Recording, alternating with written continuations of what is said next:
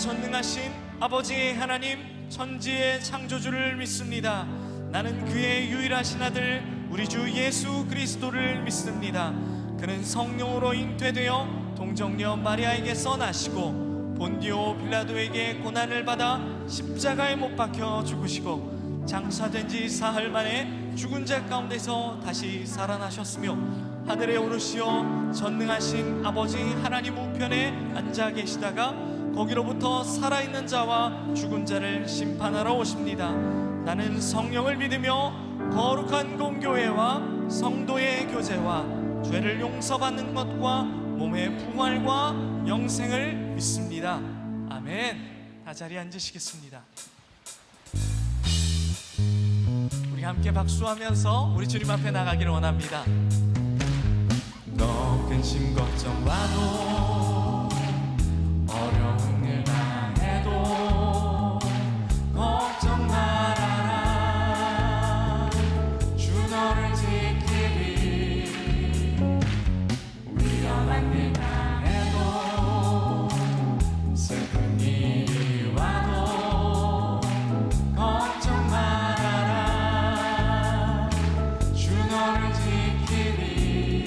우리 각 가정을 우리가 충고하는 마음으로 우리 다시 한번 너 근심 걱정와도 너 근심 걱정와도 어려운 일 당해도 걱정 말아라. 우리 가정을 주님이 지켜주시길 원합니다.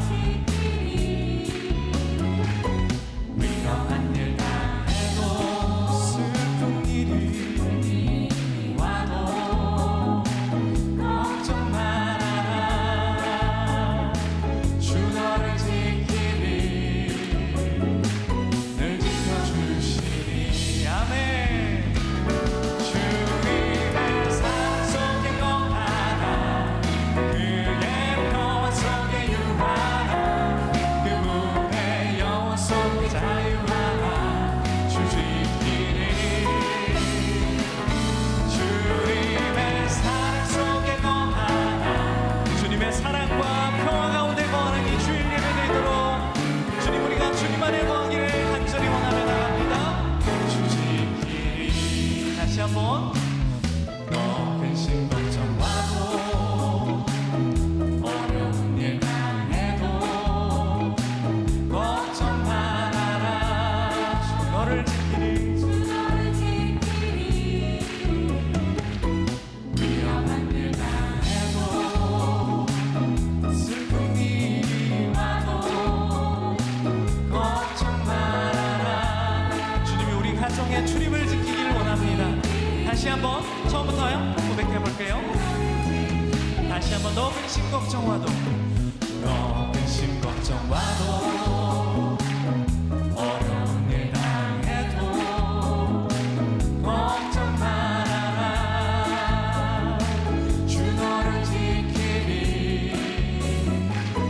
위험한 일 당해도 슬픈 일이 와도 걱정 말아라. 주 너를 지키리. 아멘. 늘 지켜주시리. 우리가 주님 안에 거합시다. 주님의 사랑 속에 거하라.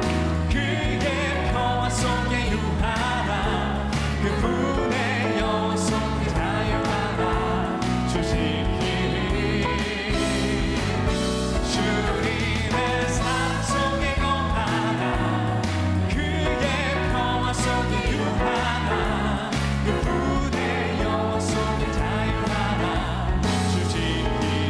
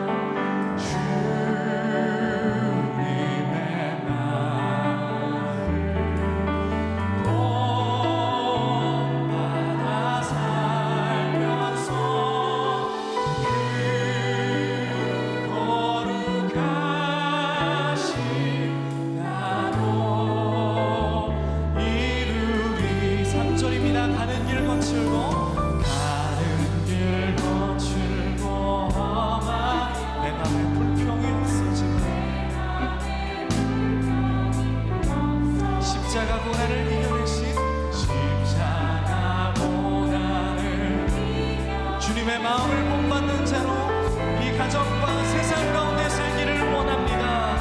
주님의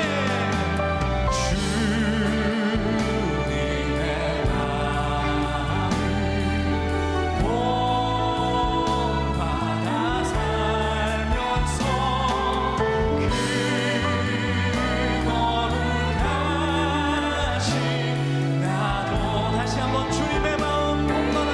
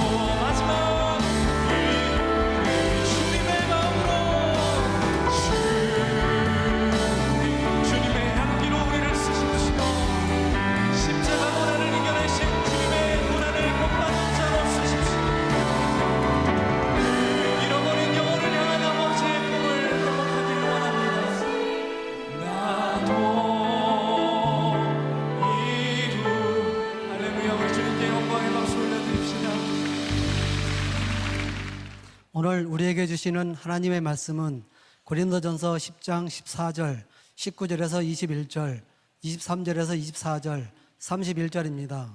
고린도전서 10장 14절, 19절에서 21절, 23절에서 24절, 31절입니다.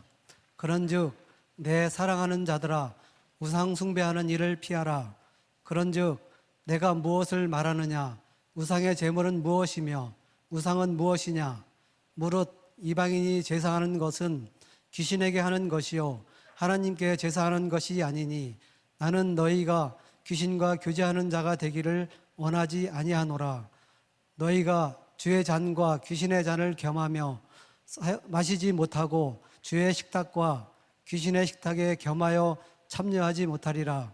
모든 것이 가하나 모든 것이 유익한 것은 아니요 모든 것이 가하나 모든 것이 덕을 세우는 것이 아니니 누구든지 자기의 유익을 구하지 말고 남의 유익을 구하라.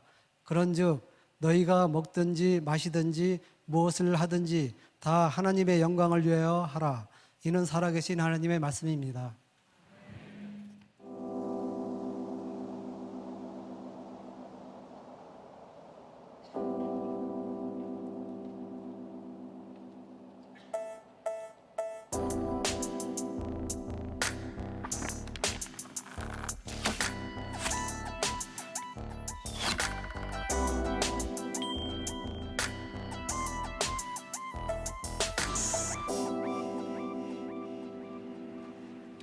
자, 우리가 2주 전부터 인생의 질문 말씀으로 답하다 이런 시리즈로 나누고 있습니다. 우리들이 조금 생각해 봐야 될 어려운 질문들을 말씀에서는 어떻게 이야기하고 있는가. 오늘은 어버이 주일이기 때문에 우리의 신앙과 효에 대한 문제를 좀 다루려고 하고요. 그 중심에 제사에 대한 문제를 좀 다루려고 합니다. 사실 이 말씀을 준비하면서 고민을 했어요. 좀 어려운 것 같기도 하고, 이 이야기를 해야 되나. 그런데 아직도 우리 가정들 가운데는 제사 문제로 인한 갈등을 가지는 분들도 있고, 그래서 우리 크리스찬들이 이 문제에 대하여 좀 답변할 수 있는 지식을 가지는 것은 도움이 되겠다. 그래서 이 말씀을 드립니다. 그리고 이 제사에 대한 이 말씀은 딱 제사에만 해당하는 것이 아니라 우리들이 가지고 있는 우리들의 생활의 어떤 습관들과 신앙의 문제들 가운데서 우리들이 어떤 스탠스를 취해야 될 것인가, 이런 문제를 다루는 것이니까 여러분들이 조금 정신을 차리고 잘 들으시면 우리 신앙에 유익하리라는 생각이 듭니다. 자, 이 제사 문제는 많은 분들에게 어려움을 가져다줬던 게 사실이에요. 특히 우리 1세대 분들에게는 이게 제사를 드리느냐 마느냐라고 하는 것은 내가 신앙을 지키느냐 그렇지 않느냐에 대한 문제이기도 했죠. 그래서 종종 그런 이야기를 들었던 기억이 나요. 어떤 분이 막 저에게 와서, 목사님, 이번부터 우리 가족이 다 추도 예배로 드리기로 했어요. 제사를 더 이상 드리지 않기로 했어요. 굉장히 기쁨에 찬 그런 이야기를 듣기도 하고, 또 여러분들 가운데 여러분들이 이렇게 장자가 돼서 가정에 대한 주도권을 가지고 있다면 조금 문제가 다르겠지만, 여러분들이 가정 안에서 이렇게 따라가야 되는 입장이라고 하면, 그 명절에 가족들이 모였을 때 이거 제사를 드릴 때 내가 절을 해야 되는 거야, 아니면 내가 신앙을 지켜야 되는 거야, 가정의 평화 사이에서 고민을 했던 것도 사실입니다. 이 제사에 대한 문제는 우리 신앙, 선교적인 차원에서 굉장히 중요한 부분인데요, 뜨거운 감자, 이걸 포기할 수도 없고 이걸 어떻게 할까? 아직 하나님을 믿지 않는 사람들에게 이 제사의 문제를 어떻게 얘기할까? 또 하나님을 믿고 신앙을 가진 여러분들에게 이 제사의 문제를 어떻게 다루어야 될까? 이런 중요한 또 어려운 문제이기도 합니다. 자, 조상 제사에 대한 논점을 우리들이 먼저 보았으면 좋겠습니다.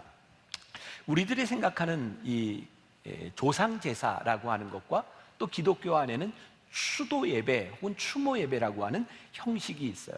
어떻게 보면 조상 제사를 드리는 사람은 아직은 넌 크리스찬이라고 생각을 하기도 하고, 추도 예배를 드리면 크리스찬이라고 이야기를 하기도 합니다. 그러니까 이 부분에서 크리스찬의 아이덴티티가 분명해지는 모습이기도 한 것 같아요.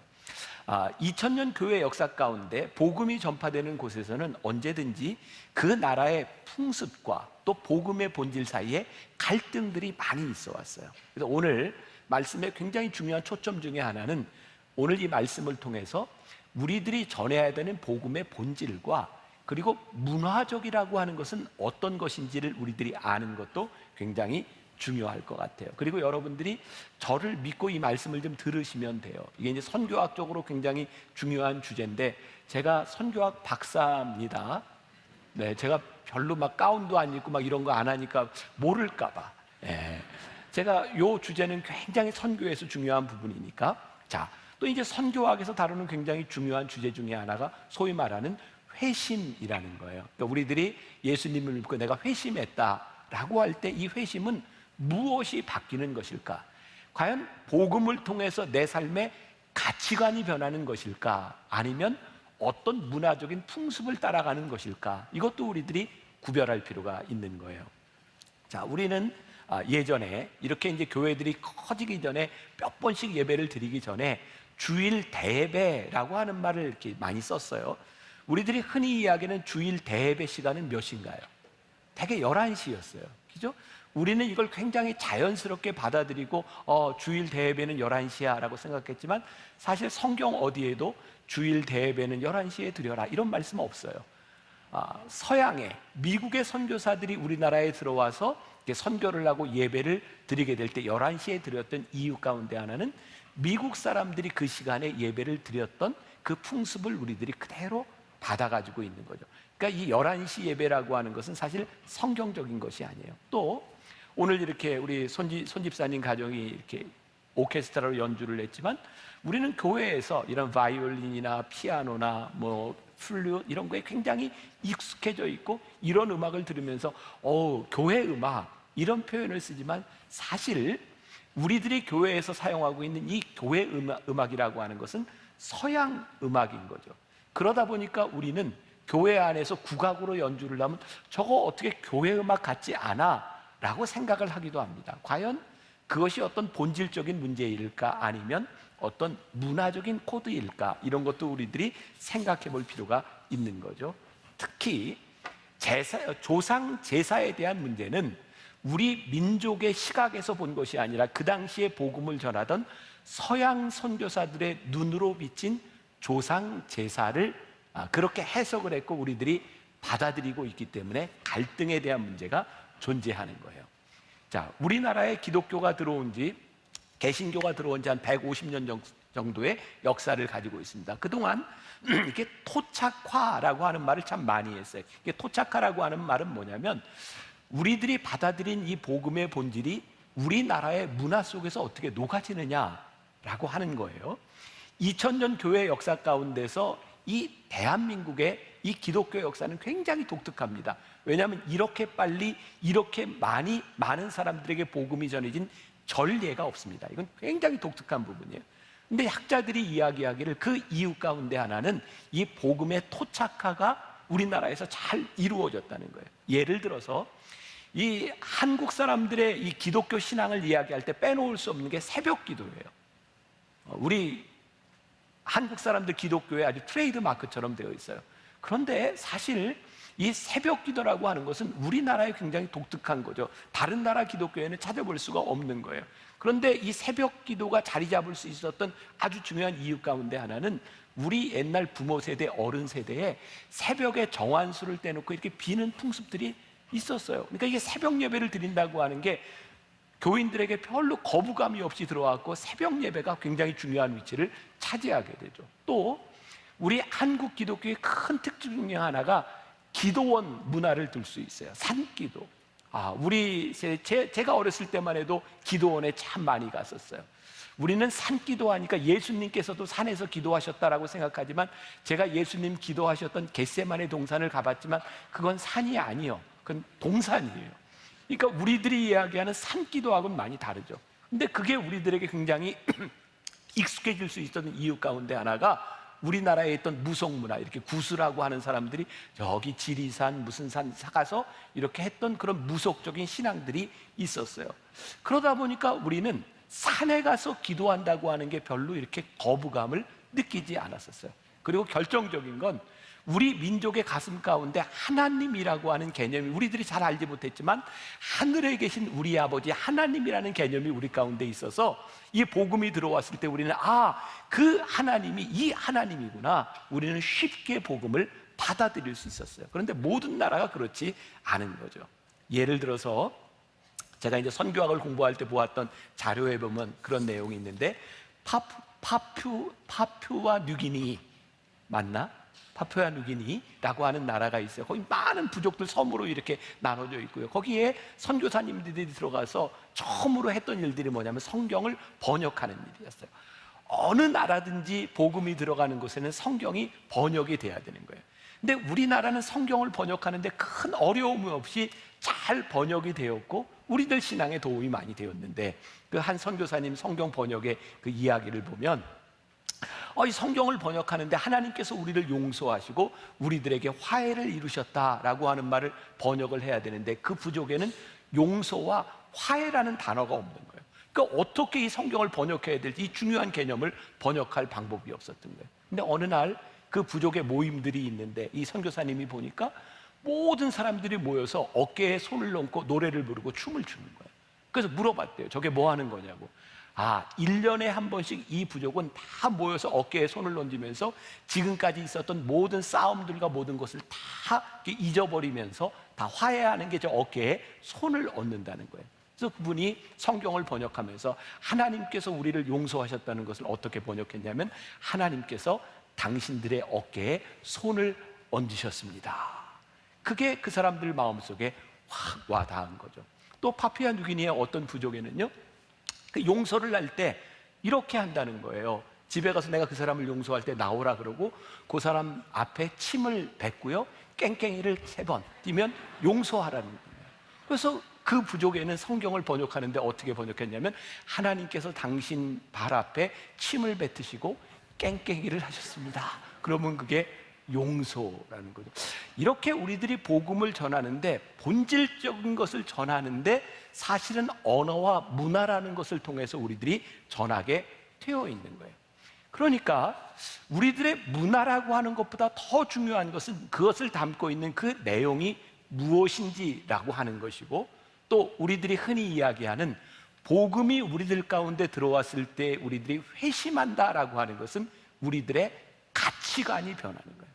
하나님을 믿는 신앙이 우리들 가운데 들어왔을 때 우리들에게 일어나는 변화는 무엇인가? 근데 그것이 어떤 때는 이게 문화적인 옷을 입고 있기 때문에 우리들이 잘못 생각하면 어떤 사람의 문화를 따라가는 것이 회심이고 그 사람의 문화를 본받는 것이 회심이라고 생각할지 모르는데, 사실은 제일 중요한 가치관의 변화들이 우리들에게서 어떻게 일어나고 있는가. 초창기 우리나라에 기독교가 들어왔을 때 선교사들은 술과 담배와 축첩, 이런 문화, 제사에 대해서, 그래서 세례를 받으려고 하면 이 모든 것들을 금해야 세례를 주었어요. 사실 진짜 중요한 것은 어디에 있냐면, 복음이 들어갔을 때 그것을 금했던 이유는 그 당시 우리나라 민족 가운데 삶을 바꿀 수 있는 가장 중요한 핵심이 술과 담배, 노름, 조상제사, 축첩과 같은 문제에 있었기 때문이죠. 사실은 우리들이 내용과 이 문화를 우리들이 분리해서 볼 수 있을 때 우리들이 올바른 생각을 하게 돼 있는 거예요. 자, 이제 제가 제사에 대한 이야기를 할 텐데, 많은 교인들은 이런 생각을 해요. 목사님이 이렇게 설교를 할 때 여기에서 이거 돼, 안 돼, 이렇게 얘기를 해주면 참 명쾌하겠습니다. 근데 저는 오늘 여러분들에게 그런 명쾌한 해답은 내리지 않을 거예요. 여러분들이 하나님 앞에서 고민하고 결단해야 될 문제들을 제가 여러분들에게 던져줄 거예요. 그러니까 설교를 듣고 난 후에 여러분들이 아주 힘들어질 수도 있다. 그러니까 나갈 사람은 지금 나가도 된다. 자, 잘 들어보세요. 자, 제사에 대한 생각.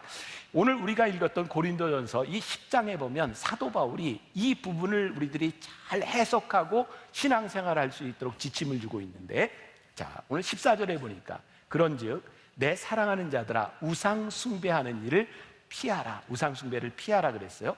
19, 20, 21절 우리 같이 한 목소리로 봅니다. 시작. 그런즉 내가 무엇을 말하느냐?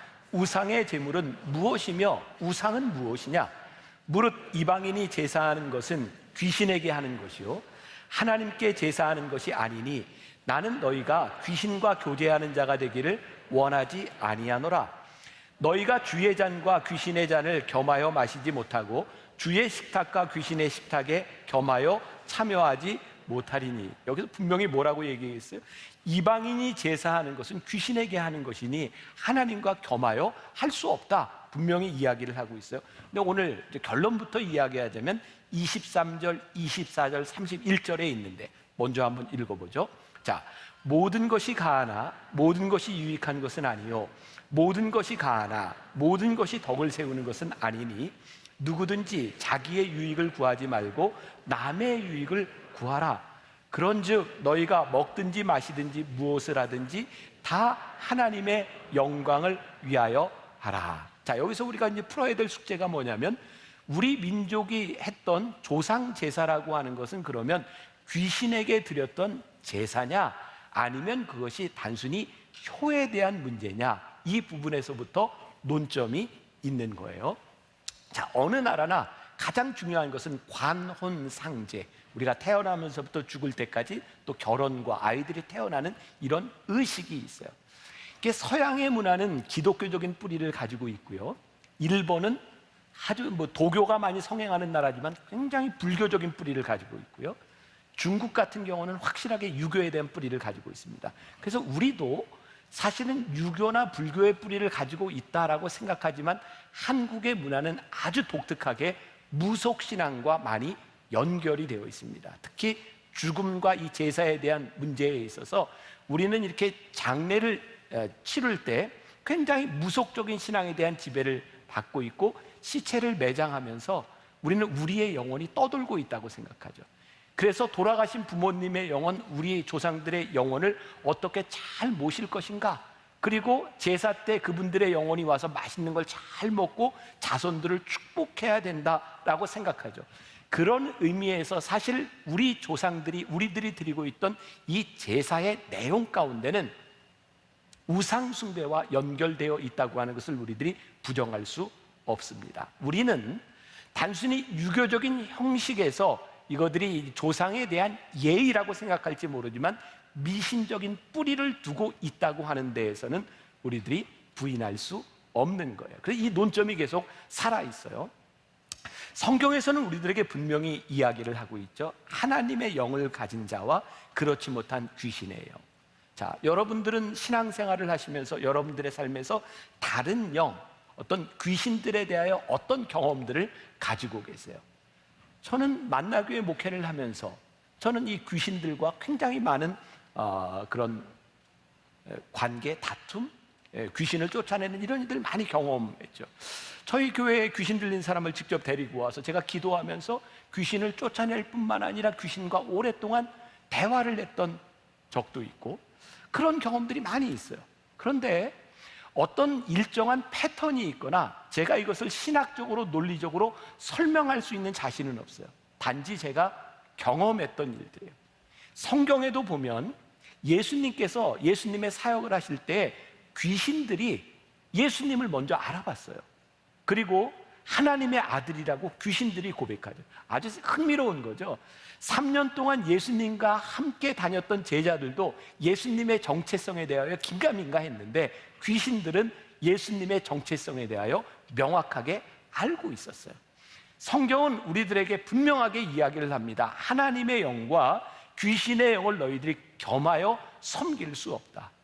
오늘 우리들의 마음속에 성령이 함께 하시고 하나님이 함께 계시다면 하나님의 영이 우리 가운데서 역사하게 되어 있는 거예요. 자, 이게 제 경험이에요. 제가 군대를 갔다 와서 이제 제대를 하고 저는 딱 한 번 예비군 훈련에 간 적이 있어요. 그리고 이제 유학을 갔다 왔더니 다 끝났어요. 제가 장교 출신이기 때문에 예비군 훈련을 받으러 갔더니 그 예비군 훈련 그 대대장이 이렇게 사병 출신은 이렇게 훈련을 받고 장교 출신들은 따로 모이라고 하더라고요. 모여서 갔더니 대부분 군목 출신이었어요. 이분이 자기 얘기를 하고 싶었던 거예요. 제가요, 우리 아버지가 청학동 도사입니다. 그런데 이분이 성당을 다닌대요. 근데 아버지는 청학동 도사고 자기는 성당에 다니는데 지금 신학대학원을 다닌대요. 그러면서 하는 얘기가 자기가 취미가 있는데 점 보는 거래요. 아주 독특한 이력을 가진 분이에요. 근데 그 부대가 있는 곳이 훈련받던 데가 어디냐면 은평구라고, 미아리만큼은 아니지만 은평구에도 점집이 상당히 많이 있습니다. 그분이 찾아가는 점집이 하나 있는데요. 그 점집은 낮 12시부터 오후 2시까지 딱 2시간 동안만 신이 내리는 거예요. 그 문을 열고 딱 들어가면 그 점쟁이가 뭐 아무것도 묻지 않고 그냥 그 사람의 과거와 현재를 막 이야기하는 거예요. 이게 너무 신기하고 놀라운 거예요. 그래서 자기가 다니는 그 성당의 신부님께, 신부님, 저 용한 점쟁이가 있는데 한번 같이 가보시죠. 그래서 같이 갔어요. 그랬더니 딱 점집 문을 열고 들어가는데 그 점쟁이가 신부님을 보더니 당신은 하나님을 믿는 사람이 왜 왔냐고 단번에 이야기를 하더라는 거예요. 그러면서 거기 모여있는 목사님들, 이게 저한테 목사님도 한번 가보시죠. 근데 그때 제가 29살 때입니다. 그때 제 마음속에 이렇게 굉장히 이렇게 덜컹 하는 것처럼 내가 점쟁이 앞에 설 때 점쟁이가 내 속에 있는 하나님을 알아볼 수 있겠는가? 성경은 명백하게 우리들에게 말씀하고 있는 거예요. 두 귀신과 하나님을 겸하여 섬길 수 없느니라. 제가 말씀을 준비하며 보았던 어떤 이야기예요. 어떤 엉터리 집사가 있었대요. 친구와 함께 이제 술을 먹으러 가는데 그 친구는 교회를 다니지 않는 거예요. 술 먹으러 가는데 그 친구가 그러더래요. 자네 오늘 교회 가는 시간이잖아. 그랬더니 이 친구가 나 엉터리야, 괜찮아. 그리고 술을 먹으러 갔대요. 이제 술을 먹고 이제 둘이 이제 밤에 이렇게 걸어 나오는데, 옛날에 여러분들 이렇게 굿하는 거 많이 보신 적 있으세요? 요즘은 가정에서 굿하는 거 보기 쉽지 않은데 이렇게 굿하는 데를 이렇게 지나가게 되었는데, 그 신이 내리는 때가 되면 그 굿하는 사람이 시루떡을 머리에 메고 작두를 탑니다. 막 그 순간에 이걸 구경하고 있는데 그 무당이 이런 이야기를 여기 우리하고 다른 사람이 있네 막 얘기하더라는 거예요. 그 친구가 너야 너 그랬더니 엉터리 집사람 아니야 난 엉터리야 아니야 라고 하는데 또 무당이 그러더라는 거예요. 여기 나보다 더 큰 신을 섬기고 있는 사람이 있네. 그러니까 너야 너 나는 아니라니까. 그리고 그렇게 불안했대요. 그리고 이제 그냥 거기를 떠나갔는데 막 비가 오는데 갑자기 이 사람이 그 길거리에서 무릎을 탁 꿇고 하나님께 기도하는 거예요. 하나님, 나는 하나님과 함께 있다고 생각하지 않았는데 하나님은 나와 함께 하셨군요. 분명한 것은 우리들이 하나님을 믿는다고 하는 것은 하나님의 영이 우리 가운데 있음으로 인하여 두 신을 겸하여 섬길 수 없다는 거예요. 자, 고린도전서 10장 21절 다시 너희가 주의 잔과 귀신의 잔을 겸하여 마시지 못하고 주의 식탁과 귀신의 식탁에 겸하여 참여하지 못하리라. 그런데 문제는 이 제사에 대한 논쟁이 이렇게 명백하게 귀신, 다른 영과 하나님의 영 사이의 문제라고 하면 우리들이 쉽게 이 문제에 대해서 답을 내릴 수 있을 텐데 우리 대한민국에 살고 있는 많은 사람들이 이 문제를 귀신에 대한 숭배로 생각하는 것이 아니라 제사를 효에 대한 관점에서 생각하면서 기독교와 제사 사이에 갈등이 생기게 된 거예요. 아니 이거는 우리들이 효의 문제인데 이것을 금한다고 하는 것은 기독교가 너무 배타적인 것이 아니냐라고 말을 하는 거죠. 표면적인 논쟁은 사실은 효와 연결되어 있지만 그 내적인 부분에 갔을 때 이 귀신에 대한 문제라면 우리는 이 문제를 어떻게 풀어야 될 것이냐. 이 고민이 지금 우리에게만 있는 것이 아니라 처음 이 땅 위에 복음이 전해지던 150년 전부터 그런 고민들을 안고 있었던 거예요. 그런데요, 아주 절묘한 답이 하나 나왔는데 1897년 아펜젤라 선교사라고 감리교 선교사로 들어왔던 분이 1897년에 발행한 조선 그리스도인 회보라고 하는 잡지에 추도 예배라고 하는 게 처음으로 실리게 됩니다. 당시 정동 감리교회의 교인이었던 이무영이라는 사람이 있었는데 그 사람은 당시 정삼품에 굉장히 높은 직책에 있는 분이었어요. 근데 이분이 예수를 믿게 되면서 어머니 기일이 되었을 때 이거 제사를 드려야 되느냐 말아야 되는가 고민할 때 이분이 추도 예배를 드립니다. 여러분, 우리들이 지금 너무나 당연하게 생각하는 이 추도 예배는 기독교적인 전통에서 온 성경적인 것이 아닙니다. 이것은 우리나라 사람들이 가지고 있는 아주 고유한 기독교 문화가 되죠. 그래서 1934년에 감리교회는 이 추도 예배라고 하는 걸 정식으로 받아들이고요. 1950년에 구세군과 성결교회에서도 추도 예배라는 걸 받아들이고 1970년이 되어서는 장로교회에서도 추도 예배를 받아들이게 됩니다. 자, 이게 절묘하다고 하는 게 뭐냐면 그 당시에 제일 문제가 됐던 게 뭐냐면 제사를 드리면서 절을 하는 거였어요.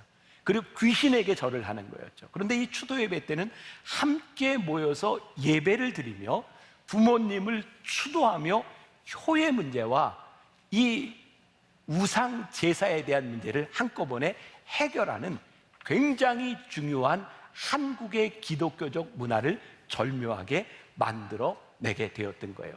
그런데 그 문제가 계속해서 존재하는 거예요. 왜냐하면 그래 추도 예배를 드리는데 그러면 우리가 이렇게 서양식으로 기도만 해야 되는 것이냐, 또 어떤 사람은 우리가 살아있는 부모님께도 절을 하는데 추도 예배를 드리면서 돌아가신 어른들께 절을 한다고 하는 것이 무슨 잘못이 있느냐, 이런 갈등이 또 생기게 된 거죠.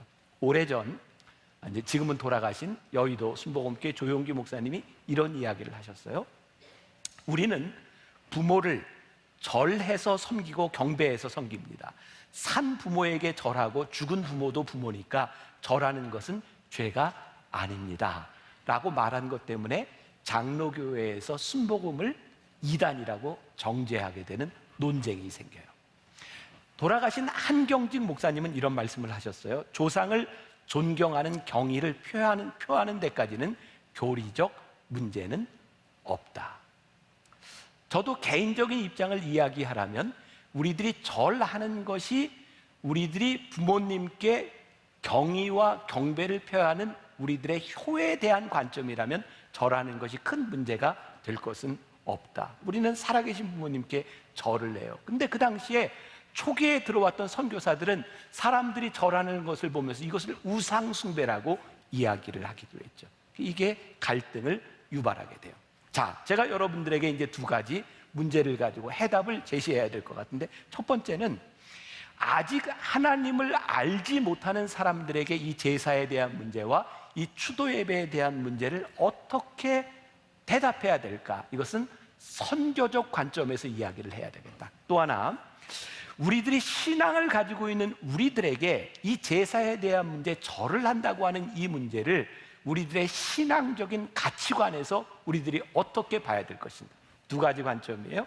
하나님을 아직 알지 못하는 사람들의 관점, 선교적 관점에서. 또 하나는 신앙을 가지고 있는 우리들의 신앙적 가치관의 관점에서 우리들이 보아야 된다.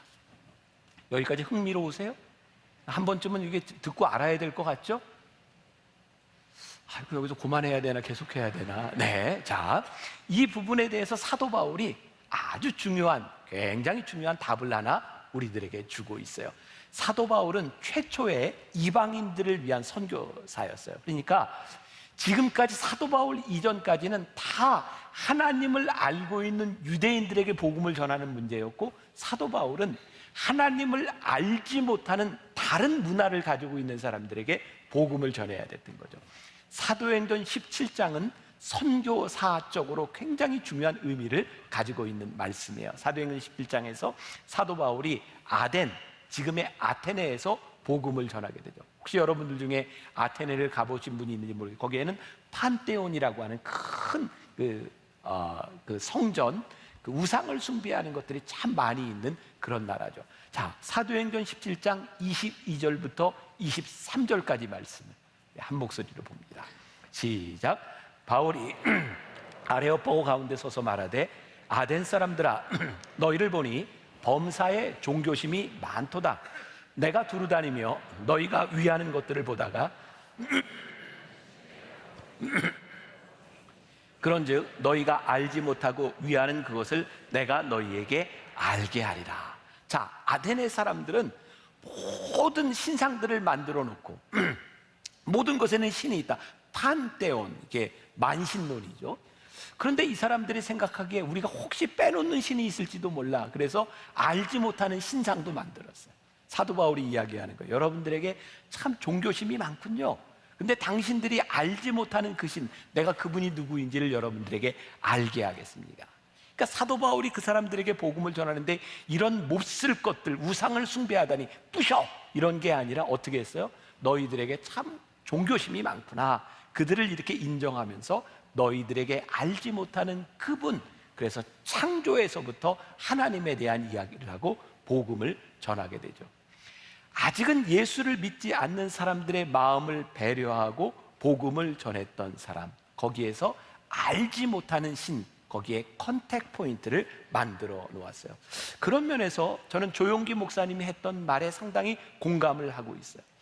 효라는 의식으로 제사를 안고 들어와도 그들에게 믿음이 생기면, 올바른 관념이 생기면 그들은 얼마든지 하나님을 섬기기 위하여 그들의 가치관으로 인해 그들의 삶의 표현들을 바꿀 수 있다는 거예요. 그리고 이 부분에서 우리들이 분명하게 이야기할 수 있는 것이, 제사라고 하는 것이 효에 대한 관점이라고 하면 우리들이 기독교적으로 드리는 이 추도 예배라고 하는 것이 얼마나 귀하고 좋은 것인지를 우리들이 설명할 수 있겠죠. 그러나 아직 설명이 불가능한 그 사람들에게 절하지 마십시오라고 하는 것이 아니라 일단 말씀을 들으십시오라고 포용적 관점을 가지는 것은 선교적으로는 굉장히 중요하겠다. 그런데 지금 문제는 우리들 안에 신앙을 가지고 있는 우리들은 어떤 태도를 취해야 되느냐는 거죠.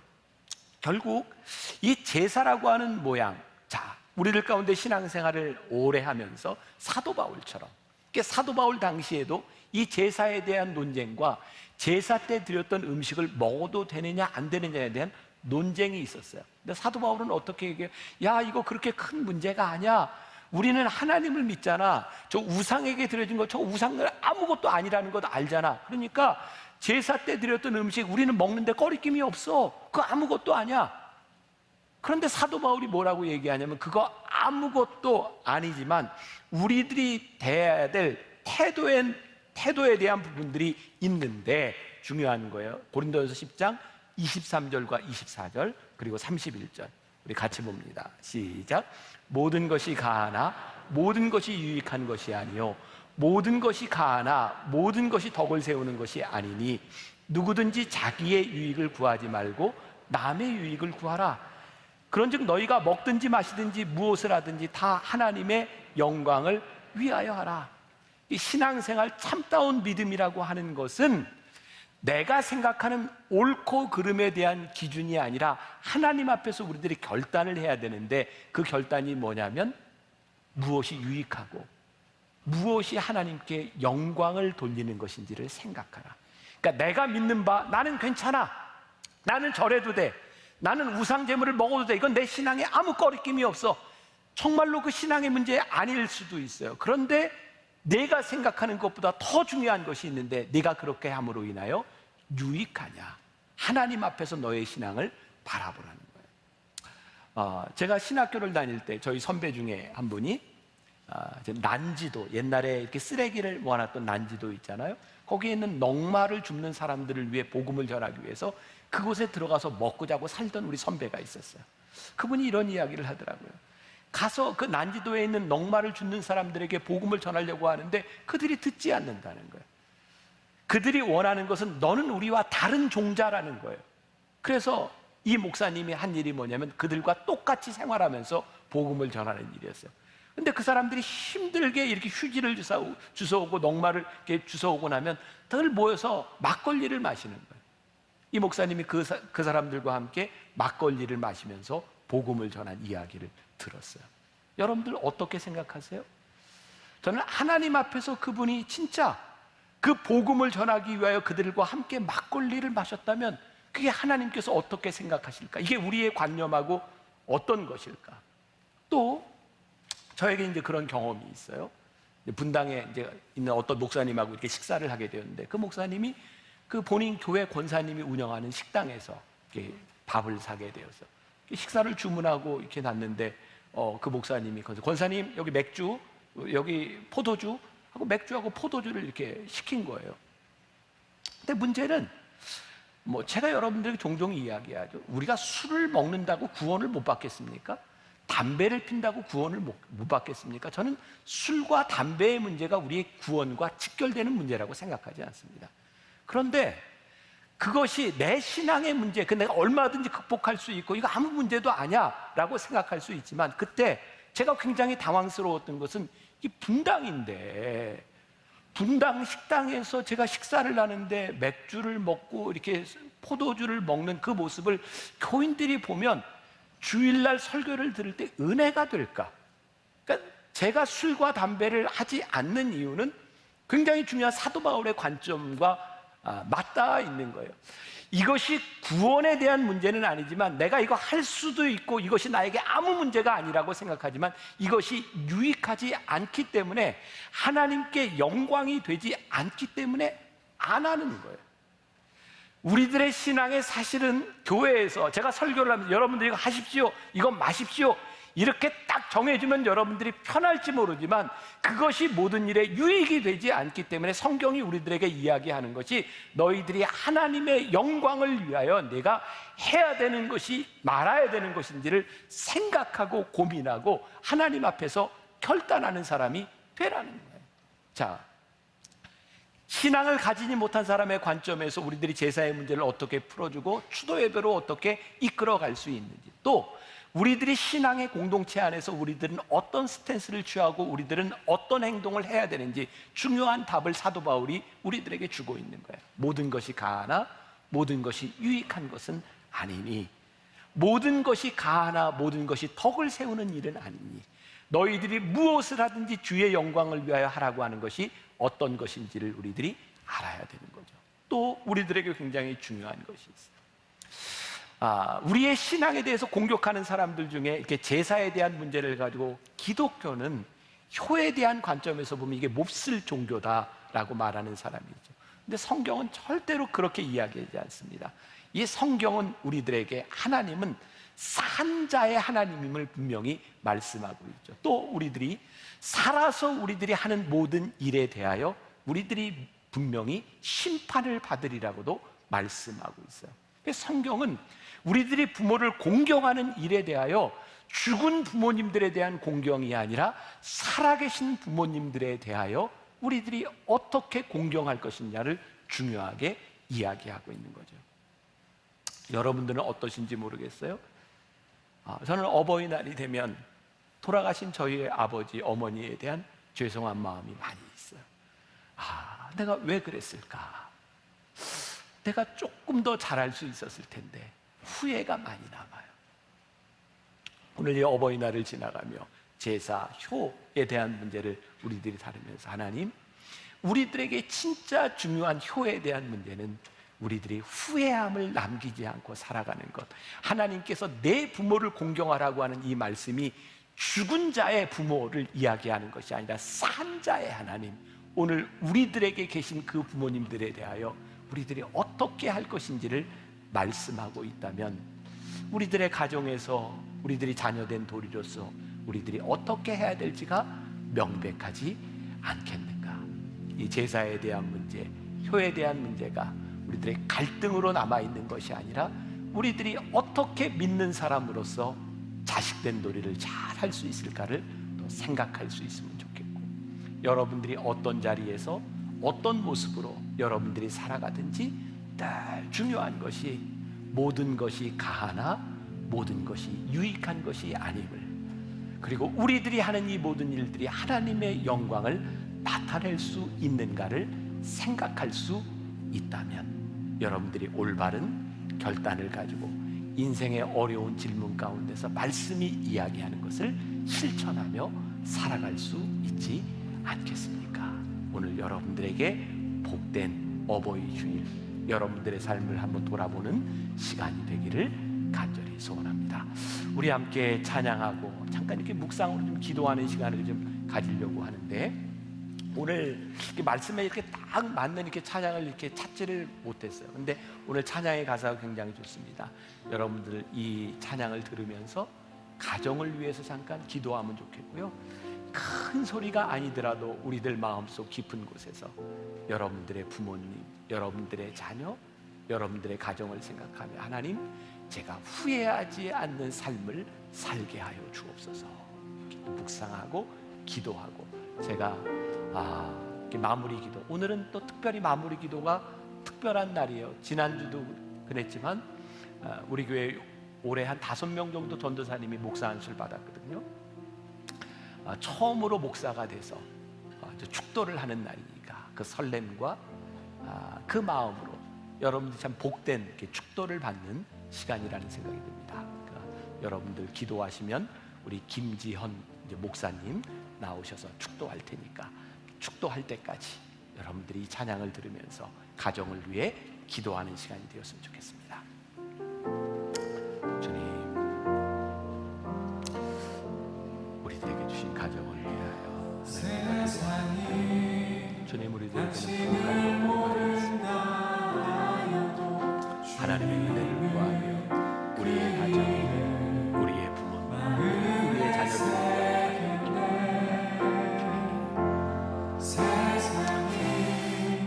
내가 옳다고 생각하는 것보다 더 중요한 것이 있습니다. 우리가 그리스도의 덕을 세우는 사람이, 우리의 인생 한가운데서 하나님의 영광을 나타내는 사람이 우리의 모습을 보게 하여 주옵소서. 우리 가운데 아버지 하나님, 우리 사랑하는 성도들의 가정을 주님의 이름으로 아버지 하나님, 이들의 삶 가운데 하나님의 역사가 나타나게 하여 주옵시고 하나님의 말씀을 살아 움직이게 하여 주옵시고 그리스도의 마음으로 살아갈 수 있는 아버지 하나님의 말씀 가운데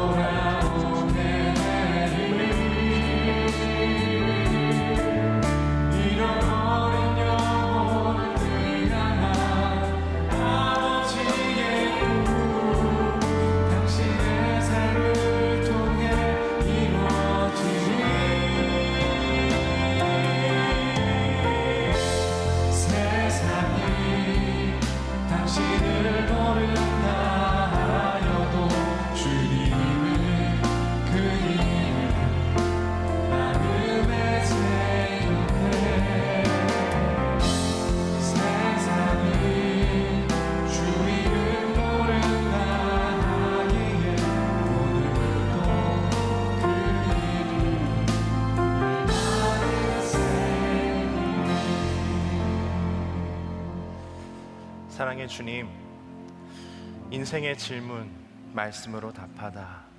어버이날을 맞아 제사에 대한 말씀을 들었습니다.